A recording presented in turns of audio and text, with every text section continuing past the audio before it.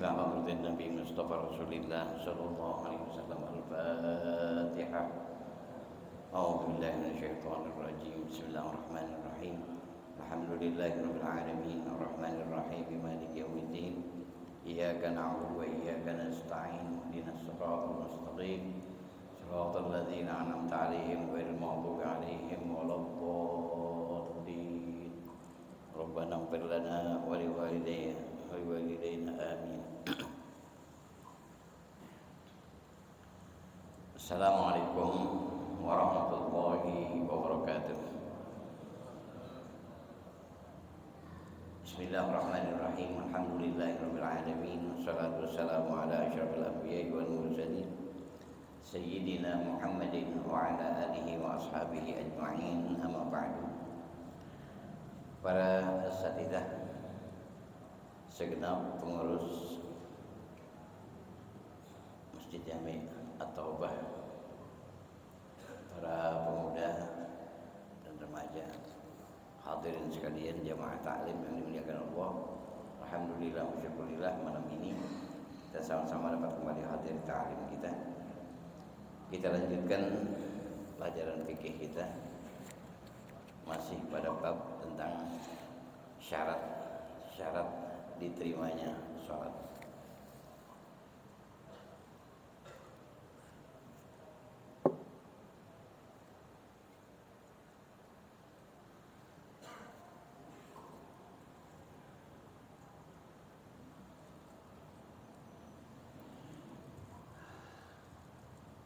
Wa qala Rasulullah sallallahu alaihi wasallam,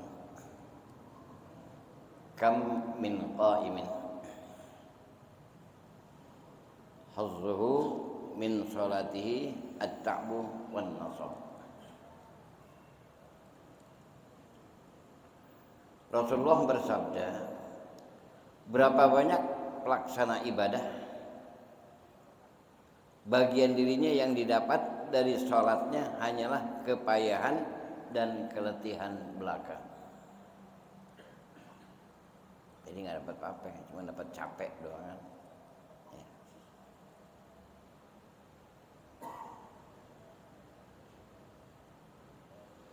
Qala al-Ghazali, wa ma arada sallallahu alaihi wasallam bidzalik illa al-ghafil.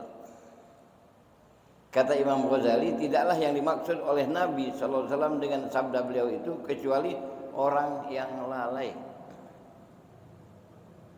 Salatnya lalai. Ima lalai waktunya, ima lalai di dalam salatnya. Ini yang paling berat. Jangan selalu kita beranggapan sholat yang penting udah sholat, gugur kewajiban. Tetap harus kita tanamkan, kita camkan dalam sholat itu seperti definisi ihsan. U'budullaha ka'annaka tarahu fa illam takun tarahu fa innahu yarak. Sembahlah Allah seakan-akan kau melihat Allah. Jika kau tidak bisa melihat Allah, wajib diyakini Allah menyaksikan kamu. Allah melihat engkau. Jadi kita sholat diperhatiin. Jadi sholat kita nggak main-main.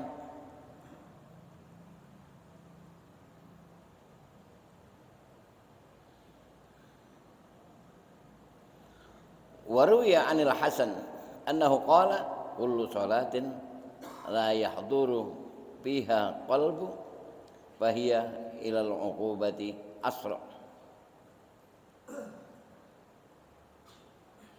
Imam Al-Hasan Al-Basri mengatakan, setiap salat yang hati tidak hadir di dalamnya, maka salat itu menuju siksaan akan lebih cepat. Makanya ini yang saya pesenin wanti-wanti kita semua ini sebagai orang tua. Lagi-lagi saya singgung sholat Jumat ya.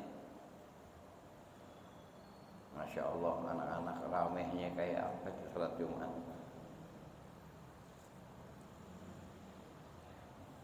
Jangankan khusyuk, ketenangan kita nggak ada, hilang ketenangan kita dalam sholat. Ini anak-anak. Sedangkan mereka baru memayyiz sebelum mukallaf. Tapi kewajiban kita melatih mereka, mendidik mereka untuk sholat. Jadi kalau yang sholat itu jadi rusak sholatnya dan sebagainya, sementara mereka nggak boleh kita cegah, nggak boleh kita larang, karena mereka adalah sebagai generasi penerus, kembali kepada pendidik dan orang tuanya. Orang tuanya yang memerintahkan dia sholat, paling tidak dia mendampingi. Kalau dia nggak mampu mendampingi, utus orang, apakah anak yang lebih besar untuk mendampingi. Kalau enggak juga beri pesan berikut ultimatum agar mereka perhatikan.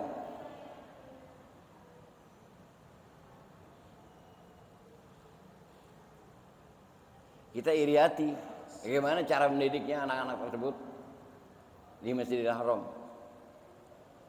Masjidil Haram itu tarawih selesainya jam 12. Jam 12 baru selesai tarawih. Anak kecil-kecil. Kali ada yang lari, ada yang untar-untar main air, wudhu dan sebagainya. Enggak ada. Diam aja cuma diam. Sampai selesai tarawih jam 12.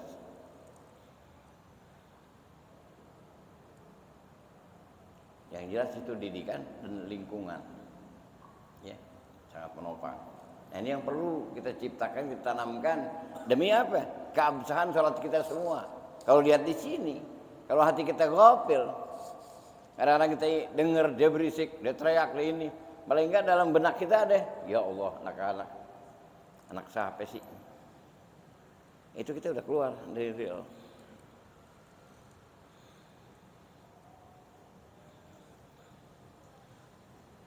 Balaisa lahu ail musalli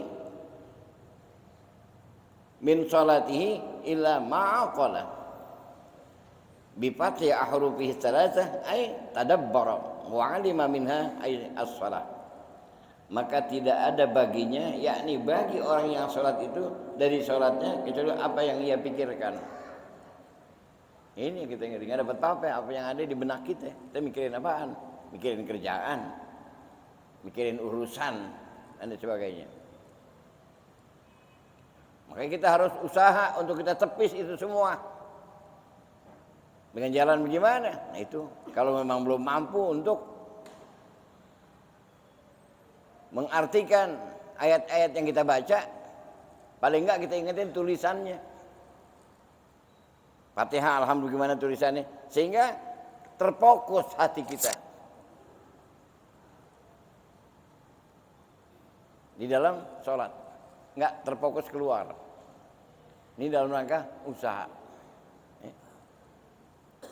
Kalau kita usaha seperti itu, ternyata masih ada gangguan, itu namanya kita sudah usaha. Manusia itu lemah.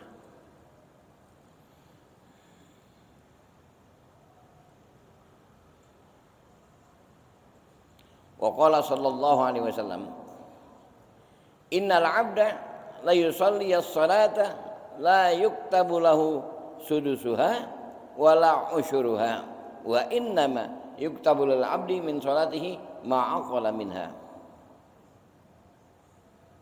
Sesungguhnya seorang hamba pastilah ia salat dengan satu salat,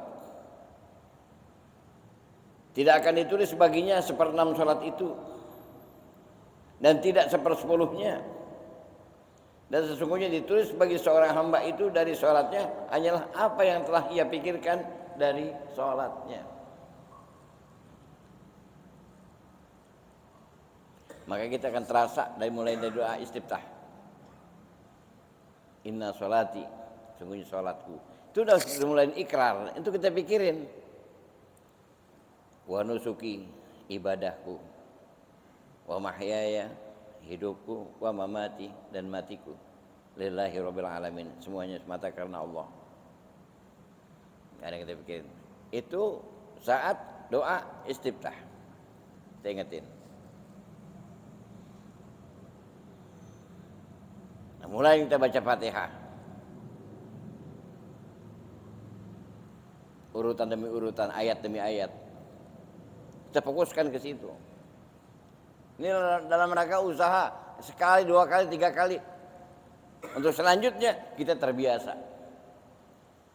Dalam sholat yang kita pikirkan adalah tujuan, maksud dari sholat kita, ayat yang kita baca, apa yang dimaksud dalam ayat tersebut. Sehingga kita fokus.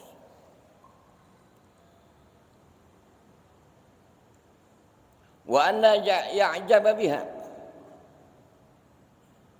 Dan hendaknya ia tidak ujub, berbangga diri dengan sholatnya. Menganggap apa? Dia sholatnya paling benar, paling sempurna, paling rapi, sebagainya. Tetap itu kita kesampingkan, kita tepis. Walaupun ada yang memujinya.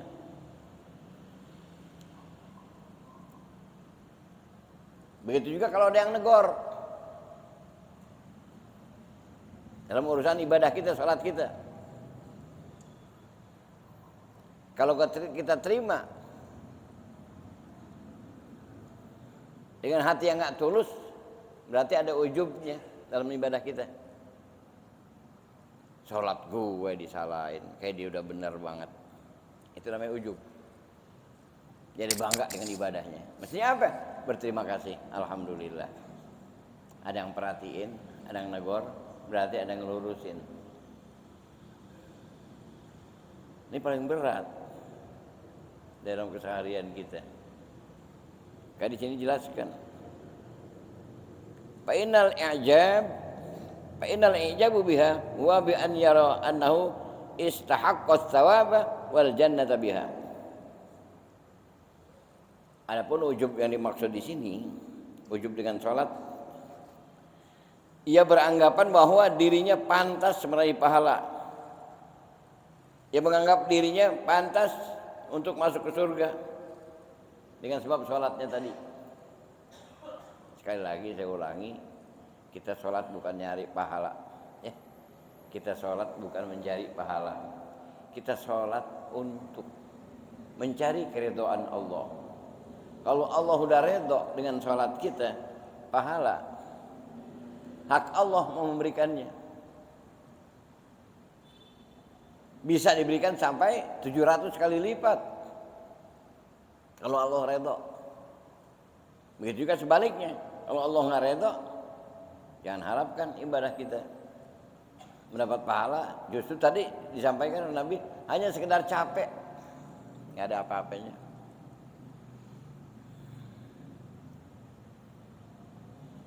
Bal labudda an yara annahu istahaqqa at-ta'dzib bin-nar bi salihi a'malihi indahu. Akan tetapi tidak boleh tidak, ia mesti beranggapan bahwa dirinya berhak disiksa dengan masuk neraka dengan sebab melakukan berbagai amal solehnya menurut dirinya. Artinya apa? Dia merasa masih belum beres ibadahnya, masih belum sempurna ibadahnya. Kendati dia bersungguh-sungguh untuk memperbaiki, selalu memperbaiki setiap saat, setiap kesempatan. Jadi nggak ada ujub.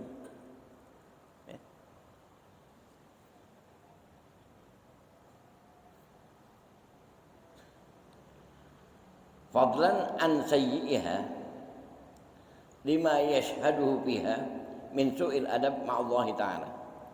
Terlebih lagi akibat dari berbagai perbuatan buruknya, karena apa yang dipersaksikannya dalam sholatnya adalah termasuk seburuk-buruknya tata krama terhadap Allah.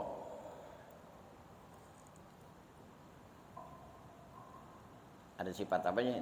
Sifat ujubnya, sifat bangganya dengan hasil sholatnya.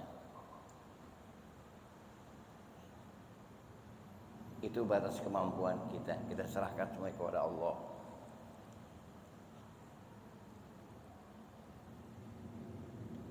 Wa qad warada anna Isa alaihi salatu wassalam kana yaqul kam min sirajin atfa'at hurrih wa kam min ibadatin qad afsadahal ujub.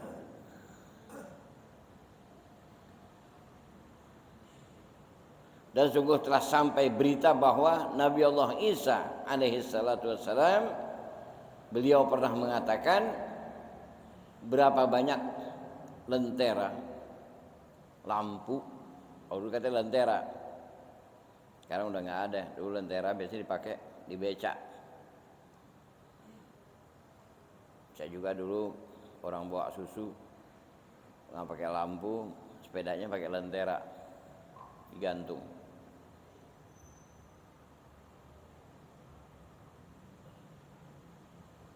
Jadi lentera itu kata Nabi Isa, angin telah memadamkannya. Yang matiin siapa? Angin.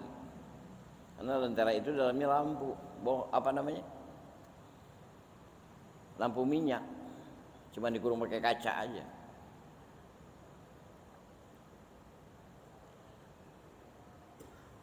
Arti lentera itu sangat mudah dimatikan oleh angin. Dan berapa banyak ibadah, kata Nabi Isa, sungguh perbuatan ujub, berbangga diri, telah merusak ibadah itu. Kalau lentera dimatikan oleh angin, ibadah kita dihancurkan oleh sifat ujub, berbangga diri. Nauzubillah. Itu diantara syarat-syarat diterimanya sholat seseorang. Itu sudah kita bahas. Maka berikut ini faslun fi arkanis sholat. Pasal yang membahas tentang rukun sholat.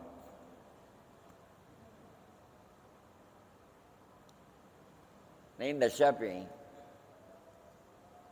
Arkanus sholat sab'ata asyara ruknan. Rukun-rukun salat itu ada 17.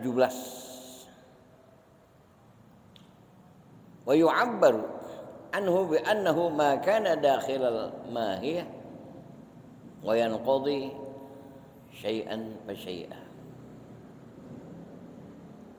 Dan diungkapkan tentang rukun itu bahwasanya rukun adalah sesuatu yang berada di dalam hakikat atau bagian inti suatu perkara dan terselesaikan satu demi satu secara tertib. Bikhilafis syarti, beda dengan syarat. Fa innahu ma kana kharijal mahiyah. Sungguh syarat adalah suatu yang berada di luar hakikat, bukan bagian inti suatu perkara. Jadi kalau rukun tidak boleh tidak. Salah satu tinggalkan, tidak sah sholatnya. Udah tidak sah, jangan harapkan diterima. Kalau syarat, yang pertama masuk waktu.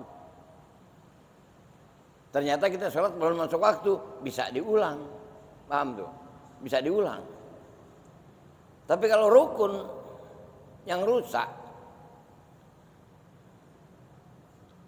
atas dasar kita nggak tahu, nggak ngerti apa itu rukun sholat. Berapa rukun sholat?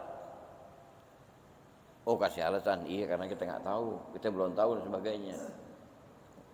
Nggak bisa kita kasih alasan seperti itu. Kenapa? Karena kita tinggal bukan di hutan. Oh, tinggal di hutan, nggak ada penerangan, nggak ada pengajian, nggak ada orang yang mengajarkan. Itu jatuh di makul, masuk akal. Jadi ketidaktahuan ini kenapa? Dia nggak belajar, dia nggak ngaji, dan nggak mau nanya.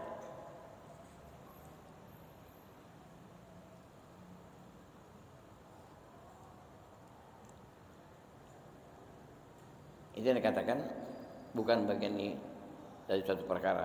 Lalu syarat.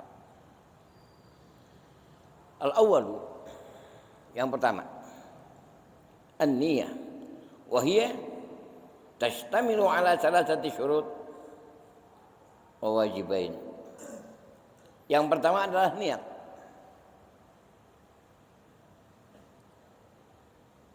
Dan niat itu meliputi atas 3 syarat dan 2 hal yang wajib.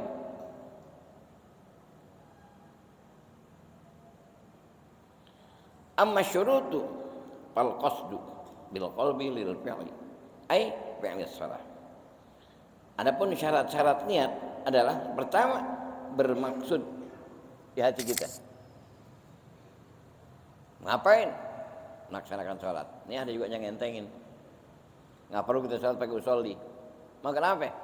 Tiap kita dari rumah udah siap berangkat ke masjid, emang kita mau sholat. Ada yang pemahaman seperti itu. Nauzubillah. Jadi nggak pakai usolli. Bukankah dikatakan wa ma umiru illa liya'budullaha mukhlishina lahuddin. Tidakkah kita diperintahkan untuk melaksanakan ibadah ini seikhlas-ikhlasnya? Maka indah Syafi'i dibahas lambang dari keikhlasan seorang dalam niat itu ialah apa? At-talaffuzu biha. Diucapkan oleh lidah, dibenarkan oleh hati. Makanya itu waktu niat talaffuz sholli fardhul isya'i 4 rakaatin mustaqbilal qiblah ma'muman lillahi ta'ala. Itu talaffuz. Begitu Allahu Akbar. Disitulah makanya takbirnya itu wa maddahu, dipanjangin. Ada orang takbir gitu aja. Angkat tangan sunnah.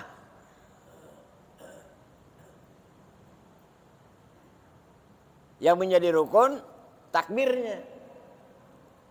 Jadi katakan takbiratul ihram itu rukunnya. Angkat tangannya sunnah. Nggak angkat tangan nggak apa-apa. Tapi kadang-kadang angkat tangan itu melambangkan. Nanti dia Allahu Akbar. Mana dia masukkan niat? Kan saat takbir Allahu Akbar. Hati kita bicara. Sengaja aku sholat isya 4 rakaat. Mengikut imam wajib karena Allah. Hati bicara. Lidah mengucapkan takbir, hati bicara. Dua-duanya sibuk, di situ blank. Di situ yang masuk kategori kehusuan, insyaallah. Kita gak ingat yang lain dah. Kenapa? Lidah kita takbir, hati melapazkan niat sholat kita. Kosong di situ nggak ada apa-apa kecuali urusan sholat. Belum bisa tempat yang lain, di situ dulu dilaksanain.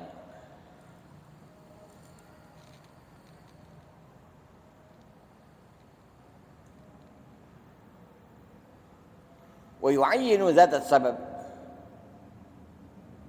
kal istisqa aw at-tahiyyah aw sunnatul wudu' aw al-istikharah wa nahwi dzalik. Dan menentukan sholat yang memiliki sebab.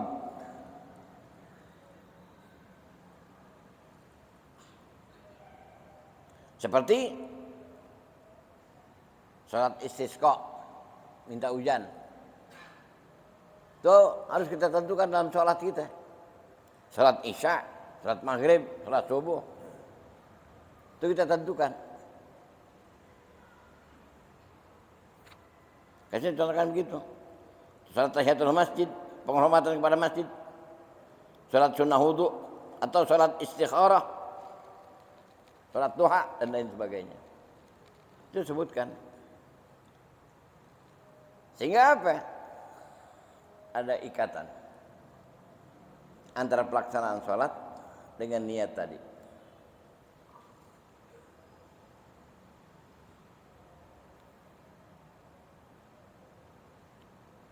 Wal waqti min zuhrin aw asrin wa nahwi.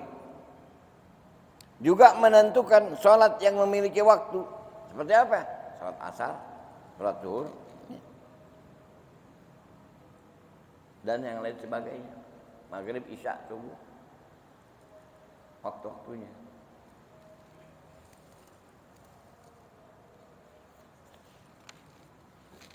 Masa iya sih kita sholat tahu-tahu diri Allahu Akbar.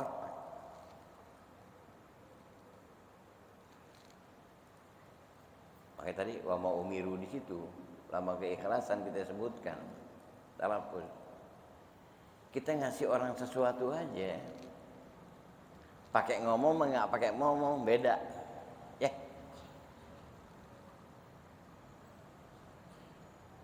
Kita bagi tetangga kue, sepiring,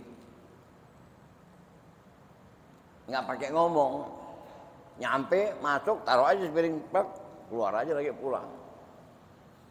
Tangganya pikiran. Bisa-bisa anaknya nggak kasih makan, jangan makan, tadi racun itu, nggak ngomong apa-apa. Tahu-tahu pada mati loh. Kalau ngomong kan enak. Nih saya ada rezeki, ada kue, boleh bikin. Mudah-mudahan sih enak, bisa dimakan. Enak ngomongnya, bahasanya enak. Kita ucapin terima kasih. Bila perlu, orang yang masih ada kita cicipin. Ya Allah enak banget, alhamdulillah. Mudah-mudahan ente berkah.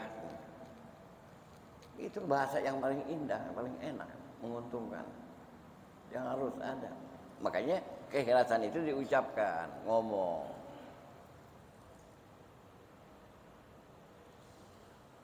Wa yanwi al-musalli al-mukallafu al-fardiyah bil fardi.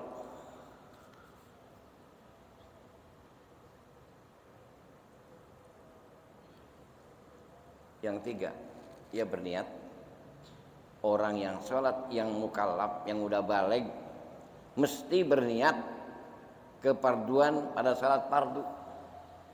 Jadi sebutin. Makanya sampai mengkodokkan orang lain, mengkodokkan orang tua yang ada sholat yang ditinggal, umpamanya dia meninggal. Itu harus disebutkan. Fardunya, sholatnya siapa.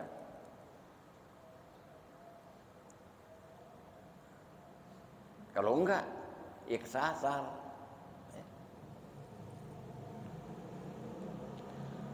Fayaqsidu kaunas shalah fardhan litatamayyiz anin nafli wa litatamayyiz an zuhris shabi. Maka ia maksudkan adanya sholat itu sebagai sholat fardu untuk membedakannya dari sholat sunnah dan untuk membedakan dari seumpama sholat zuhur yang dilakukan anak kecil. Beda. Seolah-olah di sini kita mendidik anak itu semua sehingga mereka juga mengikuti. Setiap sholat itu punya waktu, harus disebutkan waktunya di dalam niat.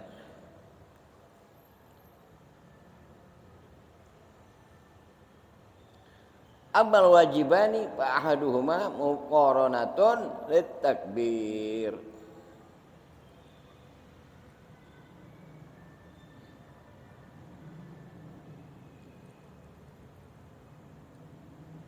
Dan adapun dua hal yang wajib, maka hal pertama dari dua hal itu adalah membarengkan takbir secara nyata dengan cara menghadirkan pekerjaan sholat dan meletakkan bermaksud akan melakukan sholat dan niat kefarduan bersamaan dengan pengucapan hamzah lafaz jalalah Allah sampai sempurna huruf ra dari lafaz akbar.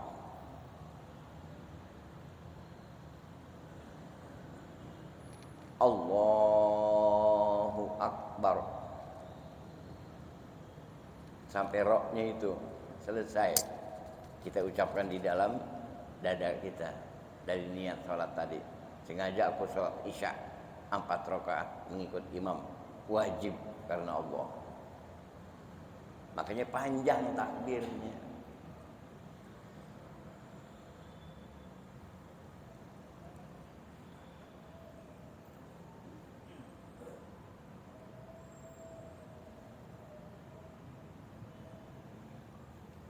Pada takbir muqaranah al-urfiyah indal awam wa in jara alaihi jam'un apa ada zalika ramli. Karena itu tidak cukup muqaranah urfiyah berbarengan menurut penilaian kebiasaan menurut orang awam meskipun telah berlaku atas hal kecukupan muqaranah urfiyah itu kesepakatan ulama. Demikian keterangan itu diberikan oleh Syekh Ar-Ramli dalam kitab Syarah Hadiyatun Nasih. Dan hal kedua dari kedua hal yang wajib adalah menyertakan, melestarikan niat dalam ingatan. Lafaz ya. Zuhron dibaca dhamma huruf zalnya.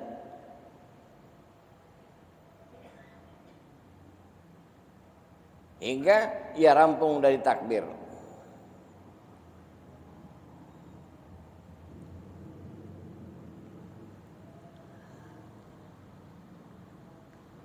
Ini tadi saya contohkan nama waktu sholatnya itu rampung selesai diucapkan berbarengan dengan takbir tadi. Kalau ini semuanya kita sudah terbiasa dan dibiasakan, insya Allah di situ kita ada kekosongan. Mudah-mudahan itu yang dimaksud apa namanya? Kehusuan. Ya.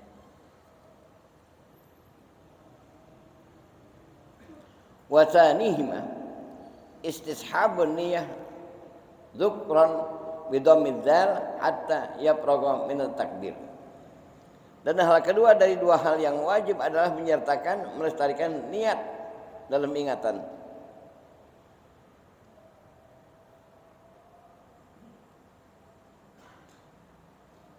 Itu dari zuhur,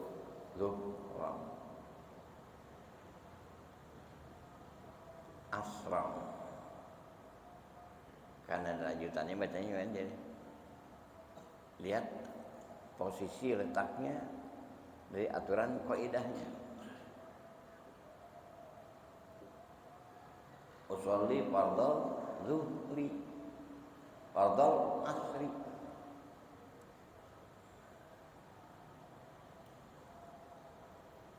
Fardal maghribi. Beda kalau niat qashar. Qashar jamak takdim. Melaksanakan sholat asar di waktu zuhur, maka zuhur itu menjadi pemimpin, nggak bisa dibacanya zuhron.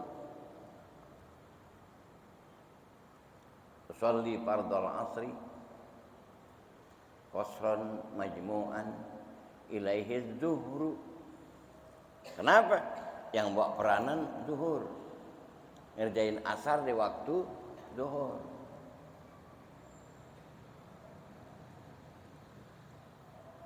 Begitu juga jamak takhir, ngerjain zuhur di waktu asar. Yang bawa peranan apaan? Asar. Usolli fardhu dhuhri qasran majmu'an ilaihil asru.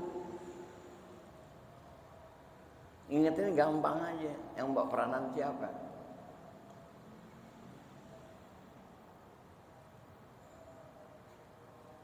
Karena dibacanya marfu, karena dia fa'il yang membawa, si pelaku yang narik.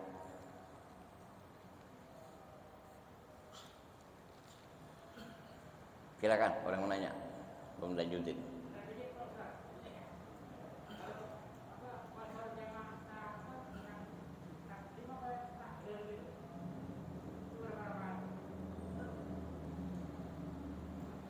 Namanya qashar itu dikurangin dari 4 jadi 2. Cuman sholat yang jumlahnya 4 rakaat.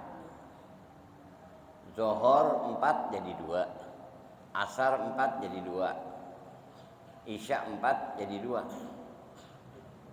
maghrib 3 nggak bisa bagi 2, 1,5 rukuknya bingung.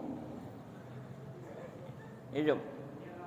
Oh iya, ente sering keluar kota ya? Iya, perlu itu. Kita ajarin bini di rumah ya. Silakan yang lain.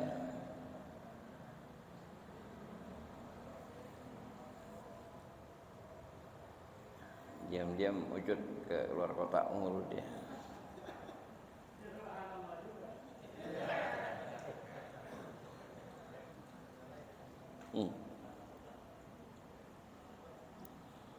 Wa yaqulu bihaitsu yusmi'u nafsahu ka kulli ruknin qauli Allahu akbar huwa tsani arkaniha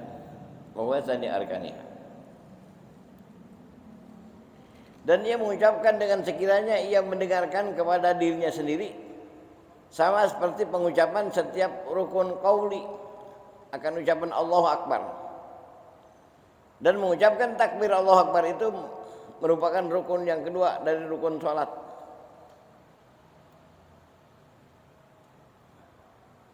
Iya. Habis niat takbiratul ihram, rukun yang kedua. Makanya kalau kita sendiri takbirnya kira-kira didengar sama diri kita sendiri. Nggak kita takbir kayak imam di masjid, sholat sendiri di rumah, orang ngomong Allahu Akbar, tetangga bisa datang, ya, disangkain ada yang jatuh mungkin ditiban lemari, gimana? Mesti apa? Takbirnya kadang didengar oleh diri kita sendiri. Ya. Lamanya sama, wa maddahu tetap Allahu Akbar.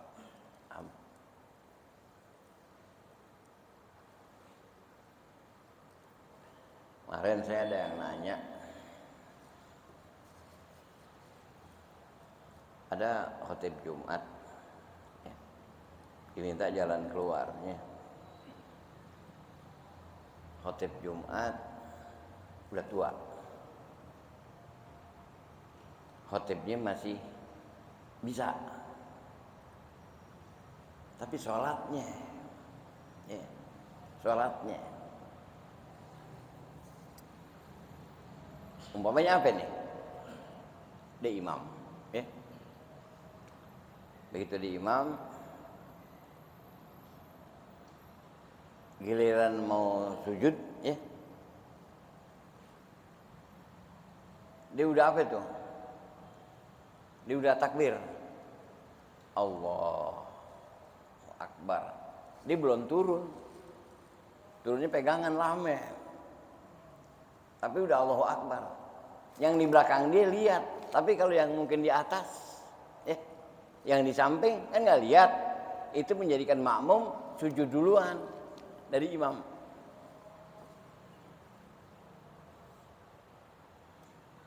Mau tegur nggak enak. Kenapa? Ya udah jaga sesepuh. Seharusnya, ya, seharusnya kalau memang udah uzur, nggak masalah imamnya orang lain, gitu. Khotib turun langsung dorongin yang mudaan. Udah uzur. Bangunnya gitu juga, giliran bangun Allahu Akbar. Dianya masih tekenan begini, belum diri.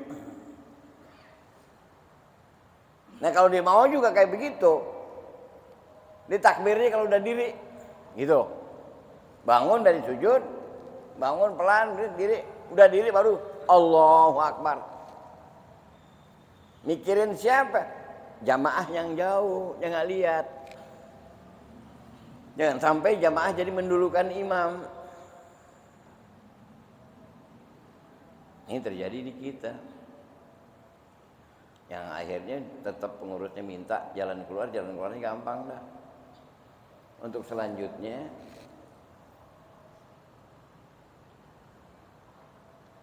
kalau udah datang sebelum azan kasih tahu, insya Allah hari ini khotibnya Ustadz Fulan dan imamnya Ustadz Fulan. Paham tuh?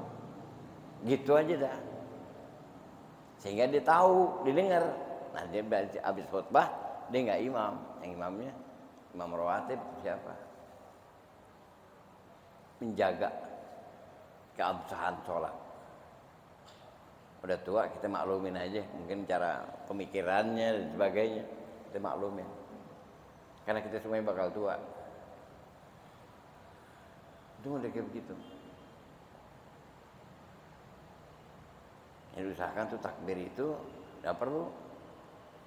Kita udah bangun baru kita takbir. Jangan masih sujud udah takbir. Yang di belakang dia tahu, yang di luar nggak tahu. Nah, itu sebagai tambahannya. Baik, nanti kita lanjutkan halaman 163 ya. Sampai di rukun yang kedua, masalah takbir.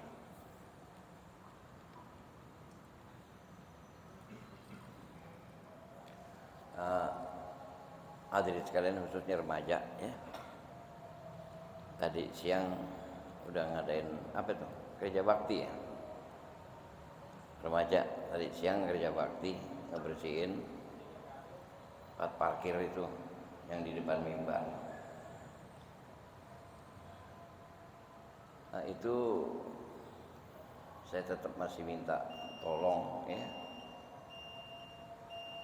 Kalau udah dibersihin, sampahnya ada, tolong hubungin PPSU ya.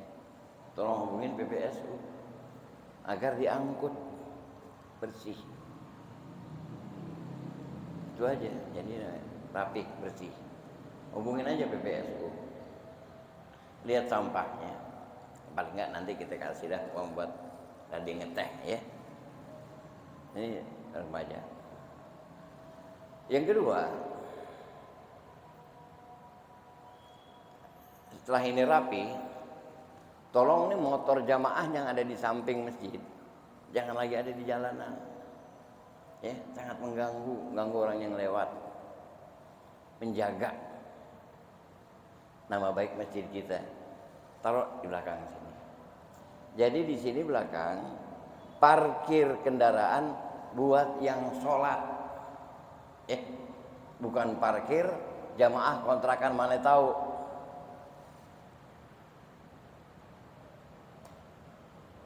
Itu ada 2 motor, udah nggak tahu aja orangnya ya, belum mulai dikunci. Kalau udah dikunci jangan disetelin ya. Ini punya masjid, halaman masjid. Jangan dianggap masjid itu nggak ada yang punya, apaan aja semuanya bebas. Bisa ada aturan mainnya. Saya berharap tuh yang motornya masih ada di sini nggak dipindahin, tolong segera dipindahin ya, karena mau dirapiin. Nanti kalau udah mulai dikunci, insya Allah nanti dibuka hanya jam-jam sholat ya. Jam-jam sholat, di luar jam sholat ditutup. Ini tempat parkir. Ini sudah menjadi putusan dari ketua yayasan yang menyampaikan kepada saya. Insya Allah ya lebih tertib ya dan sebagainya. Sekali lagi tolong yang parkirnya di sini, naikin di belakang sini, parkir lebih aman ya. Pinggir jalan mungkin nanti kesenggol mobil dan sebagainya, lebih aman dan jalanan jadi lancar. Itu aja yang perlu saya tambahkan. Saya ucapkan terima kasih kepada remaja tadi yang udah kerja bakti membersihkan lapangan, dengan harapan mudah-mudahan apa yang telah dikerjakan itu mendapatkan jalan pahala ya Allah Subhanahu wa taala. Adapun yang di sebelah ini apa namanya? Awning ya. Ya. Awning ini proyek masjid. Jadi dari DKM yang mengadakan ini, dan setiap hari itu ada apa tuh? Minta bantuan ya, sebagainya. Ya tentunya manfaatnya nanti seperti sholat Jumat, sholat Id dan sebagainya. Orang mereka bisa berteduh dari panas ataupun hujan saat mereka sholat sebagainya. Dan menurut rencananya 1 bulan ya pekerjaannya ya, 1 bulan. Ya saya ucapkan terima kasih kepada kawan-kawan yang siap tiap hari untuk menghimbau dari para donatur termasuk orang-orang yang lewat untuk mengeluarkan sedikit rezeki yang Allah titipkan padanya untuk bagi perbaikan masalah owning di samping ini ya. Bismillahirrahmanirrahim. Alhamdulillahirabbil alamin. Allahumma shalli wa sallim ala sayyidina Muhammad wa ala ali sayyidina Muhammad. Allahumma anfa'na bima 'allamtana wa 'allimna ma yanfa'una wa zidna 'ilman nafi'ah. Allahumma arzuqna fahman nabiyyin wa hifdzal mursalin wa ilhamal malaikatil muqarrabin. Rabbana atina fid dunya hasanah wa fil akhirati hasanah wa qina adzabannar. Wa sallallahu ala sayyidina Muhammadin wa ala alihi wa sahbihi wasallam. Alhamdulillahirabbil alamin. Assalamualaikum warahmatullahi wabarakatuh.